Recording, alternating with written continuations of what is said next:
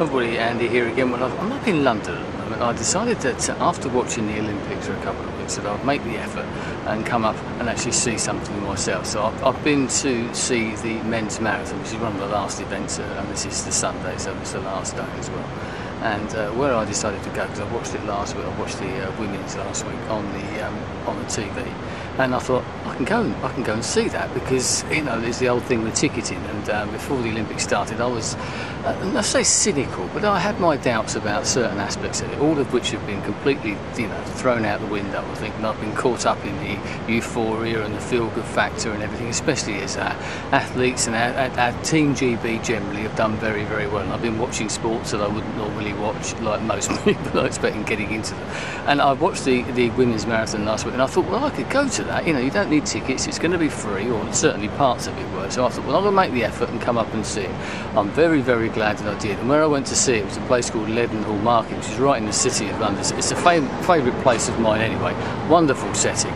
And I didn't realise that they were going to go through there, because it's a different course to the London Marathon, which I have done, because it allows people to see the athletes 3 or 4 times, depending on where you are, I suppose. And in Leadenhall Market they do 3 laps, and I thought that would be a good place. It would be crowded, yes it was, and there's more people around than last week. Obviously the feel-good factor, the euphoria things built up, and also obviously people have done the same as me. They've seen it and thought, I'm going to go and be a part of this. If I can't get tickets for anything else, or I didn't get tickets or whatever it is, at least I can go and be a little part of it and just show my support and have a bit of fun, and see what the fuss is all about. And as I said, I'm very, very glad that I did, because it was pretty amazing in there. It's like because it's a market, it's undercover, well, most of it's undercover. It just stored all the noise and all the sound of all the people that were there, and there were hundreds of people in that little bit of area, and there were people streaming all over London Bridge earlier on this morning. There were people all over the course. So I did obviously not seen it on TV, but I can imagine what it looked like. Just where I was walking, there were people lining the streets 2 or 3 deep, and this is an hour before it even started. But in there, I knew it was a great sight. It looked good, and the noise, as I said, when the athletes came through, was pretty unbelievable, especially when the Team GB athletes came through, who weren't, not expected to win, but the noise then was, it was splitting volume, because it was just reverberating around, everybody waving flags. But there were people of all nationalities. I was next to a South African couple, there was a Mexican girl there were Italians, there were, everybody, Japanese, just about, the old League of Nations, what all the Olympics is about. And the great thing I liked is that, yes, we all cheered the leaders, but everybody stayed, or just about everybody stayed, till the last athlete went through, and they went round 3 times, but we all stood there and we waited till the last athlete went through before everybody went. And that last athlete, I've got it on film, and I'll maybe try and put some footage on here, or at least some photographs. That last athlete got as big a cheer as the people at the front, and I think that's the British way in some ways. It's the taking part, as they say. It's not the winning. Yeah, winning's great and getting medals and all that, but representing your country, probably in a once-in-a-lifetime opportunity for some of these people.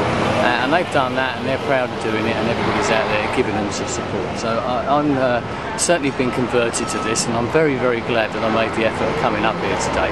I'm hot, but I've been a part of something which I think is pretty historical, and something that will be looked on in years to come with a great deal of affection. So I'm going to leave it there, and hopefully I'm going to put a video up of the footage that I took in Leadenhall Market, try and make a video of that, maybe a couple of photos as well. But viva the Olympics, and if I could get to Rio I would, but I don't think it'd be quite the same, because part of the thing here, it's that sort of national pride, and it sort of brought that out in a lot of people and made us feel good about ourselves. And I think we should feel good about ourselves, and the people who put this on, because it's so well organised with the volunteers and the stewards and everybody having fun and everybody having a laugh and all this sort of stuff, everybody being nice and friendly, and the stewards taking photographs of everybody and all this type of thing.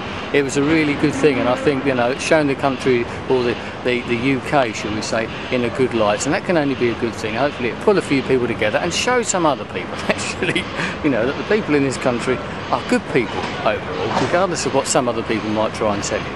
And we've all seen the League of Nations thing and all that as well. So anyway, I'm going to leave it there, and kind of a wind down, I think, after the euphoria and that bit. I'll speak to you again soon. Goodbye.